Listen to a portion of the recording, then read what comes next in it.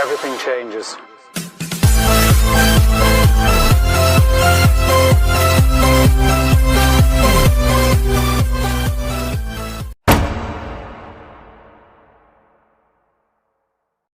नमस्कार दोस्तों, मैं राजदीप सिंह आपका एक बार फिर से स्वागत करता हूं। आज हम बात करने वाले हैं कि वो कौन सी गलतियां हैं जिसको अगर हम अवॉइड करें, अपने अर्ली एज से अगर इसको अवॉइड करते हैं और उसमें हम सक्सेसफुल होते हैं तो आपके लिए बहुत बड़ा वेल्थ बनाना, फॉर्चून क्रिएट करना आपके लिए बहुत आसान हो जाएगा और आप बहुत आसानी से अपने लिए और आने वाले जनरेशन्स के लिए बहुत बड़ा फॉर्चून क्रिएट कर पाएंगे। तो आइए स्टार्ट करते हैं। फर्स्ट और फॉरमोस्ट जो मिस्टेक्स है जिसे हमें अवॉइड करना चाहिए वो है not having a proper financial plan.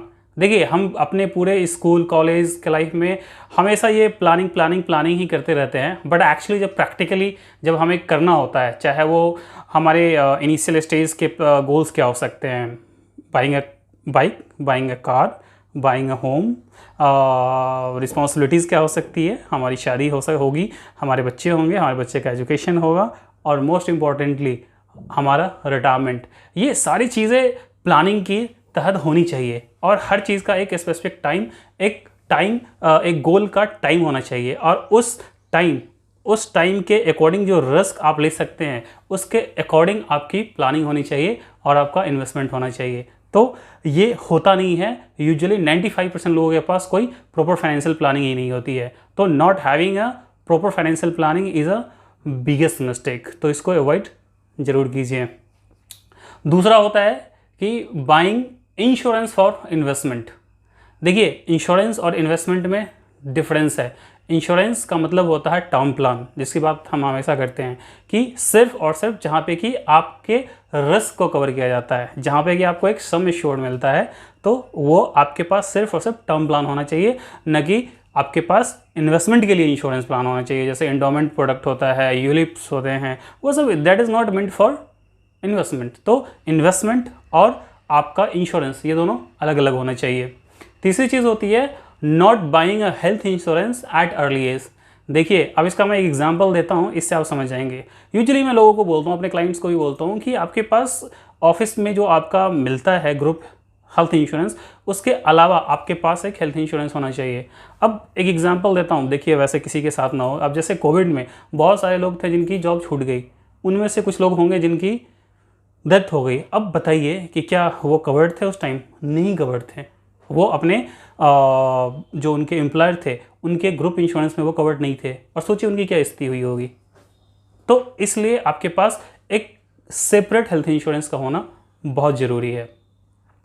देखिए, चौथा होता है कि आप जब भी अर्ली एज में होते हैं और जब आप अपने स्टार्टिंग करियर में होते हैं तो यूजुअली हम क्या करते हैं कि फेक सोशल स्टेटस के लिए, फेक सोशल इमेज के लिए, दूसरे के लिए अपनी लाइफ को जीते हैं। तो तीसरी चीज़ आप ऐसे बोल लीजिए कि living for others for social status. तो कभी भी दूसरों को दिखाने के लिए, जैसे क्या होता है कि अगर किसी फ्रेंड ने सोशल मीडिया पे अगर ये डाल दिया है कि उसने नई बाइक ली है, सुपर बाइक ली है, अब हम क्या करते हैं कि हम लोन लेके EMI पे हम बाइक खरीद लेते हैं। क्यों? उसकी हमें ज़रूरत नहीं है, बट मेरे एक फ्रेंड ने किया है तो उसको दिखाने के लिए, समाज को दिखाने के लिए, सोसाइटी को दिखाने के लिए हम नई बाइक ले लेते हैं या कोई नई ऐसी चीज़ ले लेते हैं, फैंसी चीज़ें ले लेते हैं जिसकी हमें ज़रूरत नहीं होती है। तो उसको ज़रूर अवॉइड कीजिए। पांचवा सबसे बड़ा मिस्टेक जो करते हैं, मिसयूज़ ऑफ क्रेडिट कार्ड्स। देखिए, ये समझने की ज़रूरत है कि क्रेडिट कार्ड एक लिएबिलिटी है, वो कोई एसेट नहीं है, वो आपका पैसा नहीं है। अगर आपको उसके सही तरीका पता है कि उससे कैसे यूज करना है, फॉर एग्जांपल मैं आपको देता हूँ। जैसे जब भी आपका कोई बिल आता है क्रेडिट कार्ड का, तो उसमें दो तरह के पेमेंट ऑप्शंस होते हैं। एक होता है आउटस्टैंडिंग पेमेंट और एक होता है मिनिमम ड्यू पेमेंट। यूजुअली लोग क्या करते हैं अर्ली एज में, या फिर ऐसे भी कि वो मिनिमम ड्यू पे कर देते हैं और फिर वो बाकी का बच्चा आउटस्टैंडिंग अगले महीने चला जाता है। बट डू यू नो कि उस पर जो क्रेडिट कार्ड कंपनी आपसे इंटरेस्ट चार्ज करती है वो ऑलमोस्ट 36% का होता है साल का। अब सोचिए कि जितना आपने कमाया नहीं, जितना आपने उस चीज़ को खरीद के जितना एंजॉयमेंट नहीं किया होगा, उसका कितना टाइम्स आपको पैसा क्रेडिट कार्ड वाले को देना पड़ रहा है। तो अगर क्रेडिट कार्ड का इस्तेमाल सही तरीके से नहीं आता है तो मेरा तो रिकमेंडेशन होगा कि आप क्रेडिट कार्ड इस्तेमाल करो ही ना, बट फिर भी अगर आप करते हैं और उसको करते हैं तो सही तरीके से कीजिए। देन आता है कि putting all eggs in one basket. देखिए वैसे तो हम हमेशा से बोलते आते हैं, सुनते आते हैं, डिस्कस करते हैं कि कभी भी ना सभी इन्वेस्टमेंट को एक जगह नहीं करना चाहिए, बट यूजुअली अगर आप हिंदुस्तान में देखेंगे तो आपको पता चलेगा कि एक पर्टिकुलर फैमिली का एक अपना ट्रेंड है, एक पर्टिकुलर फैमिली का अपना ट्रेंड है। यूजुअली लोग क्या करते हैं कि या तो वो गोल्ड में बहुत ज़्यादा एक्सेसिव इन्वेस्टमेंट कर देते हैं, या रियल एस्टेट में इन्वेस्टमेंट कर देते हैं, या एफडी में इन्वेस्टमेंट कर देते हैं। वो डाइवर्सिफिकेशन नहीं करते हैं। देखिए according to age, according to your goal horizon, according to your risk appetite, आपका इन्वेस्टमेंट हर एक प्रोडक्ट में होना चाहिए। इक्विटी में भी होना चाहिए, फिक्स्ड डिपॉजिट में भी होना चाहिए, गोल्ड में भी होना चाहिए, रियल एस्टेट में भी होना चाहिए। तो डाइवर्सिफिकेशन बहुत ज़रूरी है, जो यूजुअली लोग नहीं करते हैं। तो डाइवर्सिफिकेशन आपके पोर्टफोलियो में होना ही होना चाहिए। देन जो हम सबसे बड़ा mistake, one of the biggest mistake की अगर मैं बात करूं तो वो है कि आपके पास कोई कंटीजेंसी के लिए प्रिपरेशन नहीं होता है। नो कंटीजेंसी फंड, मतलब कोई इमरजेंसी आपके पास आ जाए, एकाएक सडन कोई भी आपके पास ऐसी प्रॉब्लम आ जाए, समस्या आ जाए जिसके लिए कि इमीडिएटली आपको पैसे की ज़रूरत पड़ गई, उसके लिए यूजुअली 70 to 80% इंडियंस प्रिपेयर्ड ही नहीं है, उन्हें पता ही नहीं होता है। तो फिर क्या होता है कि हम अपने फ्रेंड्स के पास जाते हैं, रिलेटिव्स के पास जाते हैं, और उनके पास जाना लेना क्या होता है और वो फीलिंग क्या होती है वो आप समझ सकते हैं। तो कंटीजेंसी के लिए आपके पास हमेशा एक फंड होना ही होना चाहिए। उसके बाद है कि no track of cash flow. आप जो भी कमाई करते हैं, जो भी आप एक्सपेंडिचर करते हैं, आपके पास एक रिपोर्ट होनी चाहिए कि आपका अर्निंग क्या है और आपका एक्सपेंस क्या है। 95% लोगों के पास ये रिकॉर्ड होता ही नहीं है। क्यों नहीं होता है? क्योंकि उसकी वो प्लानिंग नहीं करते हैं। और जैसे ही 15 तारीख आता है, 20 तारीख आता है, तो उन्हें पता चलता है कि यार मेरी रिएबिलिटी तो बची हुई है, बट मेरे पास मेरी सैलरी का 99% तो एग्जॉस्ट हो चुका है। क्यों? क्योंकि आपका जो कैश फ्लो है और आपका जो आउटगोइंग है, आपका जो एक्सपेंडिचर है, वो दोनों में मिसमैच है, वो मैच नहीं कर रहा है।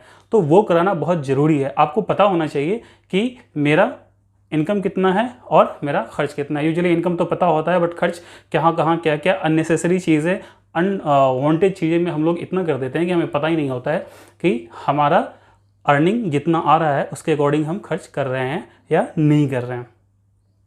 उसके बाद आता है कि being sceptical about your investment.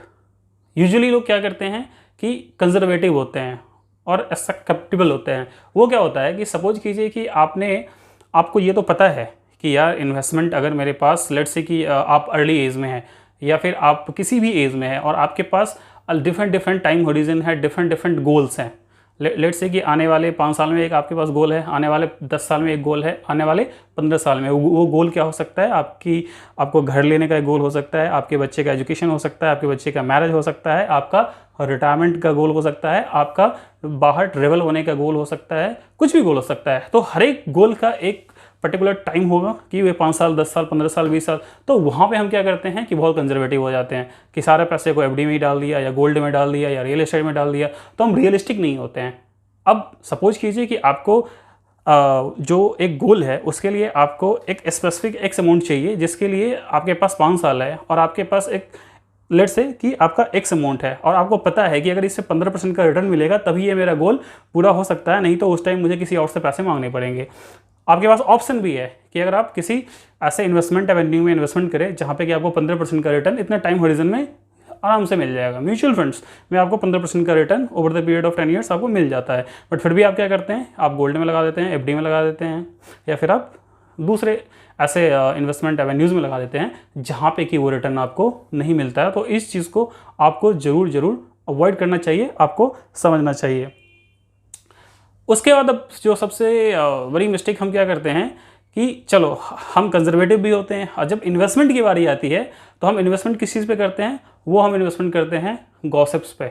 जो हमारे दोस्त यार जानने वाले जो बताते हैं उनके दिए गए टिप्स पे, उनसे हुए गॉसिप पे, उनके हुए कन्वर्सेशन पे हम इन्वेस्टमेंट करते हैं। उसको अवॉइड करना चाहिए, क्योंकि वो बोलते हैं ना कि जिसका जो काम उसको वही करना चाहिए। तो इन्वेस्टमेंट का काम आपका इन्वेस्टमेंट एडवाइज़र करेगा, तो आपको उसकी मदद लेनी चाहिए। देन आता है कि misunderstanding of asset and liability. अब अभी जैसे हमने पहले एग्जांपल में हमने बात किया कि देखिए लिएबिलिटी क्या है और एसेट क्या है, वो आपको समझना पड़ेगा। फॉर एग्जांपल कि आपने सोशल स्टेटस दिखाने के लिए आपने कार खरीद ली, कार क्या है, वो आपका एसेट नहीं है, वो आपकी लिएबिलिटी है, डिप्रिसिएटिंग एसेट है। यानी कि शोरूम में आप गए, आपने 5 लाख की गाड़ी ली, जैसे ही आप रोड पे आओगे आप चाहोगे कि उसको बेच दे 5 लाख में, 5 लाख में नहीं बिकेगा, वो उससे कम ही बिकेगा। और जैसे जैसे आपके दिन, महीने, हफ्ते गुजरेंगे उसकी वैल्यू घटती जाएगी। तो वो लिएबिलिटी है आपके लिए, वो एसेट नहीं है। क्रेडिट कार्ड अगेन वो लिएबिलिटी है, वो एसेट नहीं है, वो आपका पैसा नहीं है, वो कर्ज है। तो इस बात को समझना चाहिए और उसके अकॉर्डिंग आपको इन्वेस्टमेंट, उसके अकॉर्डिंग आपको एक्सपेंडिचर करना चाहिए। ये नहीं कि आपने एक्सपेंडिचर अपने कैश फ्लो से ज़्यादा कर दिया, वो आपकी नहीं होनी चाहिए। देन आता है कि इतना होने के बाद कभी कभी ये सारी चीज़ें भी हम समझ लेते हैं। उसके बाद हमारे बात आती है कि हम पोस्टपोन्डिंग द इन्वेस्टमेंट डिसीजंस, कि हम ये समझ जाते हैं कि ठीक है यार डाइवर्सिफिकेशन करना चाहिए, एक ही जगह इन्वेस्टमेंट नहीं करना चाहिए, फिर भी हम क्या करते हैं, हमारी आदत होती है, ये ह्यूमन नेचर है। हम यूजुअली क्या करते हैं, हम सोचते हैं कि यार चलो यार अगले साल कर लेंगे, चलो कोई बात नहीं अब अगले साल कर लेंगे, या अब बाद में कर लेंगे। इस तरीके के हम इन्वेस्टमेंट को लेके हमारी ये फीलिंग्स रहती है, ये हमारा थॉट प्रोसेस रहता है। इस वजह से क्या होता है कि जिस गोल को अचीव करने में 10 साल था, आपने ये सोचने में ही 2-3 साल 4 साल गुजार दिया कि मुझे इन्वेस्टमेंट करना है। अब क्या हुआ कि जहां आप इक्विटी में कर सकते थे, म्यूचुअल फंड में कर सकते थे, अब आपको फिक्स डिपॉजिट में करना पड़ेगा, क्योंकि आपका टाइम 3 साल 4 साल चला गया। 3 साल 4 साल आपका चला गया, इसका मतलब क्या हुआ कि अब आपको रिटर्न कम मिलेगा, क्योंकि आप कंजर्वेटिव इन्वेस्टमेंट एवेन्यू में आप इन्वेस्टमेंट करना पड़ेगा, क्योंकि रिस्क आपके पास लेने का टाइम नहीं रह गया है। तो इस चीज़ को भी समझना बहुत ज़रूरी है। अब देखिए उसके बाद आता है कि बहुत सारे चीज़ें ऐसी होती हैं, आपने इन्वेस्टमेंट के बारे में सोच लिया, इन्वेस्टमेंट कर भी दिया, अब आप क्या करते हो कि buying something because of grid and selling something because of fear. यानी कि अब आप क्या करते हो कि बाइंग करते हो जब स्टॉक मार्केट हाई पे होता है, तब आप खरीदना स्टार्ट करते हो, और जब गिरना स्टार्ट होता है तो आप बेच देते हो। यूजुअली होना चाहिए इसका उल्टा, कि जब भी स्टॉक मार्केट में फॉल आता है, इक्विटी में फॉल आता है, जैसे म्यूचुअल फंड में आप इन्वेस्टमेंट करेंगे या डायरेक्ट इक्विटी में करेंगे, जहाँ पे रिटर्न आपको 15%, 20%, 25% का मिल सकता है, तो उस समय आपको ये समझने की बहुत ज़रूरत है कि जब मार्केट में फॉल आता है तब आपको बाई करना है, और जब मार्केट ऊपर होती है तब आपको बेचना है। यूजुअली लोग क्या करते हैं कि ग्रीड के चक्कर में जब ऊपर होता है तो खरीदते हैं, नीचे आता है तो वो बेच देते हैं। ऐसा नहीं होना चाहिए। अब देखिए इन सारी चीज़ों के बाद भी अगर चीज़ें समझ में ना आती हो, तो सबसे इम्पॉर्टेंट होता है कि क्यों ना हम किसी ऐसे को हायर करें जो हमारी मदद कर सकता है। बट फिर भी स्टिल 95% लोगों के पास क्या होता है कि not having a mentor coach. ये बहुत ही इंपॉर्टेंट पॉइंट है, इस चीज़ को समझिए। जैसे अब हमेशा बोलते हैं ना कि क्योंकि एडवाइस ज़रूरी है, और एक एडवाइज़र का होना बहुत ज़रूरी होता है। तो जब तक अगर आपके पास एक मेंटोर है तो वो सारी चीज़ें आपके लिए कर देगा, आपके लिए प्लानिंग, एग्जीक्यूशन, आपके इमोशन, फियर, ये सभी चीज़ों को वो प्रॉपर सेटअप बना देगा, और आपके लिए जो बेस्ट सूटेबल प्रोडक्ट हो सकता है, बेस्ट सूटेबल इन्वेस्टमेंट एवेन्यू हो सकता है, आपको वहाँ पे हेल्प करेगा कि आप उस इन्वेस्टमेंट एवेन्यू में इन्वेस्टमेंट कीजिए। आपको प्रॉपर डाइवर्सिफिकेशन कराने में हेल्प करेगा, और आपके गोल को अचीव करने में वो मदद करेगा। देन यूजुअली 95% इंडियन को ये पता ही नहीं होता है कि what is the real return and nominal return. Means not having a good understanding of nominal return and real return. इसका एग्जांपल देता हूँ। सपोज कीजिए कि आपने अपने पैसे को एफडी में लगा दिया, जहाँ पे कि रिटर्न आपको मिल रहा है 6% का, टैक्स कटा के आपको जो रिटर्न मिल रहा है वो 6% का मिल रहा है, और इन्फ्लेशन है 8% का। यानी कि 2020 में जिस चीज़ को खरीदने के लिए आपको 100 रुपये देने थे, उसी चीज़ को खरीदने के लिए 2021 में आपको देने पड़ेंगे 108 रुपये, और आपने जो 100 रुपये जहाँ इन्वेस्टमेंट किया था वहाँ पे आपको रिटर्न मिला 106 रुपया, यानी कि 2 रुपये आपको अपनी जेब से देना पड़ रहा है। तो रियल रिटर्न आपका निगेटिव मिल रहा है। तो इस चीज़ को भी अंडरस्टैंड करने की ज़रूरत है कि आपको इन्वेस्टमेंट भी उस इन्वेस्टमेंट एवेन्यू में करना चाहिए जहाँ पे कि आपको रियल रिटर्न पॉजिटिव मिले। उसके अलावा नेक्स्ट आता है कि lack of process and patience. देखिए, हम इस बात की चर्चा हाँ यूजुअली अपने वीडियोस में करते हैं कि देखिए, हर एक इन्वेस्टमेंट का अपना एक प्रोसेस है, हर एक इन्वेस्टमेंट को करने का अपना एक तरीका है और उस इन्वेस्टमेंट का एक अलग अलग टाइम हॉरिजन होता है। जैसे आप किसी इंश्योरेंस प्रोडक्ट में इन्वेस्टमेंट करते हैं तो वो काफ़ी लंबा करना पड़ता है। एफडी में करते हैं तो कंपैरेटिवली इंश्योरेंस प्रोडक्ट के कंपैरेटिवली आपको कम समय देना पड़ता है। अगर आप लेट्स से कि आप पोस्ट ऑफिस में डालते हैं तो उससे भी आप कम दे सकते हैं। अब इक्विटी में देते हैं तो उसके लिए अलग टाइम हॉरिजन है, म्यूचुअल फंड में डालते हैं तो उसके लिए अलग टाइम हॉरिजन है। तो हर एक प्रोडक्ट के लिए अलग अलग टाइम हॉरिजन है और अलग अलग प्रोसेस है। आप म्यूचुअल फंड को या इक्विटी में आप इन्वेस्टमेंट इसलिए नहीं आप ऐसा नहीं कर सकते हैं कि आने वाले 2 साल या 3 साल में कोई आपको कमिटमेंट है या कोई गोल है, उसके लिए आप इक्विटी में नहीं कर सकते हैं या म्यूचुअल फंड में नहीं कर सकते हैं। और अगर कर भी सकते हैं तो उतने ही पैसे को कीजिए जहाँ से कि अगर आपको 6-7% का रिटर्न मिले तो उससे आपका गोल अचीव हो सकता है, क्योंकि डेट म्यूचुअल फंड में भी आपको 7-8% का रिटर्न वहाँ पे मिल जाता है। तो मैंने कंजर्वेटिवली आपसे बात की कि 6-7% का रिटर्न, और जिससे अगर आपका गोल पूरा हो जाता है तो आप कीजिए। इक्विटी म्यूचुअल फंड में तभी इन्वेस्टमेंट कीजिए जब आपका time horizon more than 5 years है। तो प्रोसेस एंड पेशेंस, इसको समझना बहुत ज़रूरी है। और अब जब ये सारी चीज़ें हो जाती हैं तो यूजुअली लोग क्या होते हैं कि नॉट थिंकिंग रैशनल, वो रैशनल होकर नहीं सोचते हैं अब इन्वेस्टमेंट के बारे में। अब जैसे क्या होता है कि इससे में पहले भी हमने बात की है कि यूजुअली लोग क्या करते हैं कि जब बात आती है LIC की तो वहाँ पे लोग 20-20 साल तक टाइम दे देते हैं, लेकिन जब बात आती है इक्विटी की तो पता नहीं क्या उनके मन में होता है, क्या वो सोचते हैं कि इक्विटी से क्या होने वाला है। वो ये सोचते हैं कि ओवरनाइट ही स्टॉक मार्केट का मतलब है कि ओवरनाइट ही कोई मिरेकल हो जाएगा, कोई चमत्कार हो जाएगा। ऐसा नहीं है, ऐसा बिल्कुल नहीं है। तो आपको रैशनल होकर सोचना पड़ेगा कि इसका भी एक प्रोसेस है, और इक्विटी मार्केट में भी अगर आप रैशनल होकर सही तरीके से सोचें और इन्वेस्टमेंट करें तो वहाँ पर रिटर्न आपको अच्छा मिलेगा। अब आते हैं नेक्स्ट स्लाइड पे कि आप इसको कैसे बोल लूँ कि जब भी इतनी सारी बातें हमने कर ली है तो जब भी इन्वेस्टमेंट की बात आती है तो यूजुअली हम क्या करते हैं कि अगर हम अर्न कर रहे हैं, मैं अर्न कर रहा हूँ, तो यूजुअली हम इसका डिस्कशन फैमिली में नहीं करते हैं। Means avoiding investment decisions with your family. Family में अपने इन्वेस्टमेंट के बारे में ज़रूर बात कीजिए। अब इसका एग्जांपल देता हूँ, इससे आप समझ जाएंगे। अब जैसे देखिए कि अगर मैं दिल्ली NCR की बात करूं तो अभी पिछले 5 साल 10 साल में बहुत सारे ऐसे बिल्डर्स हैं जिन्होंने 3 साल बोल के 10 साल में भी अभी लोगों को फ्लैट डिलीवर नहीं किया। जिनके पास घर थे उन्होंने सिर्फ कि बहुत अच्छा रिटर्न मिल रहा है, वो उन्होंने 3 फ्लैट ले लिया और उनके सारे के सारे पैसे वहाँ पे फंसे पड़े हैं। जिनको 3 साल में रिटर्न आ जाना चाहिए था वो 10 साल हो गया और उनको उस पर रिटर्न ही नहीं मिल रहा है। रिटर्न तो छोड़ दीजिए, ना ही तो वो फ्लैट मिल रहा है और ना ही उस जो भी उनका डेवलपर था उस फ्लैट को लेके या उस अपार्टमेंट को लेके, उस सोसाइटी को लेके कोई डेवलपमेंट ही नहीं है। यानी कि उसका पैसा अभी भी वहीं पे मतलब बेड़ा गर्क हो गया उस पैसे का। क्यों? क्योंकि यूजुअली क्या होता है कि हम ये सोचते हैं कि अरे ये सारी चीज़ें हमें पता है, मैं फैमिली में अपने वाइफ से क्या बात करूं, अपने बच्चों से क्या बात करूं, मैं अपने फादर से क्या बात करूं। नहीं, आपको अपने फैमिली में अपने इन्वेस्टमेंट के बारे में ज़रूर बात करना चाहिए, और बीवी से तो बिल्कुल भी कभी नहीं छुपाना चाहिए, क्योंकि वो जो भी डिसीजन लेगी या फिर आपको डिसीजन लेने में मदद करेगी वो द बेस्ट डिसीजन होगा। मेरी बात मान लीजिए कि बीवी को तो ज़रूर बताइए। अब आते हैं कि जो नेक्स्ट हम मिस्टेक करते हैं कि lack of discipline and regular investment.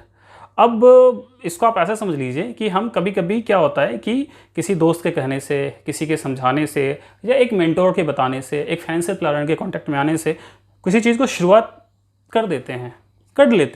But क्या होता है कि फिर हम उसको रेगुलर नहीं करते हैं, डिसिप्लिन तरीके से नहीं करते हैं। डिसिप्लिन तरीके से करने से मतलब है कि अगर लेट्स से कि आपने एक एग्जांपल लेता हूँ कि आपने एक म्यूचुअल फंड 5,000 रुपये का स्टार्ट किया, अब 2-4 महीने चला, 2-4 महीने नहीं चला, फिर क्या हुआ कि आपने उसको, एक कंसेप्ट है कि आपका जो भी सैलरी इंक्रीमेंट हर साल होता है या जो महंगाई बढ़ता है उतने से ही अपने म्यूचुअल फंड को आप ग्रो कराइए, उतने जो आपका इन्वेस्टमेंट अमाउंट है उसको ग्रो कराइए। जैसे कि आप 100 रुपये लगा रहे थे 5% आपका सैलरी हर साल इंक्रीमेंट होता है। महंगाई भी तो बढ़ती है ना, 5% 6% से लेकर 8% तक।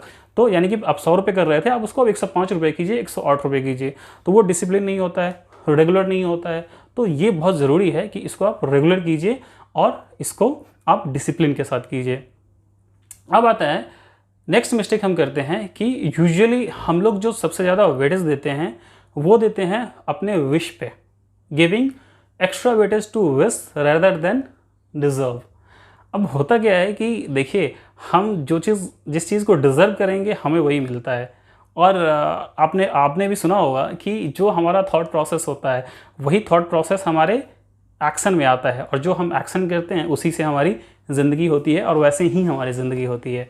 तो यूजुअली क्या होता है कि हमें जब लेट्स से कि हम पर्सनल फाइनेंस की बात कर रहे हैं, हम अपने फाइनेंशियल प्लानिंग की बात कर रहे हैं, और कौन से मिस्टेक्स हैं जो नहीं होने चाहिए, तो यूजुअली हम क्या करते हैं कि हमें पता है कि अगर हम थोड़ा सा किसी अच्छे वेबसाइट को पढ़ें, लाइक मनी कंट्रोल को पढ़ें, इकोनॉमिक्स टाइम्स को पढ़ें, कुछ प्रोडक्टिव करें जिससे कि अपने पर्सनल फाइनेंस को कैसे सुधारा जा सकता है, वो आपको ही पता है कि अगर मैं थोड़ा सा पढूं, थोड़ा सा स्टडी करूं, तो मैं भी अपने पर्सनल फाइनेंस को अच्छे से हैंडल कर सकता हूं। बट यूजुअली हम क्या करते हैं कि हम सोशल मीडिया पे लगे रहते हैं, फेसबुक पे, इंस्टाग्राम पे, सारी चीज़ों पे अनप्रोडक्टिव चीज़ों में लगे होते हैं।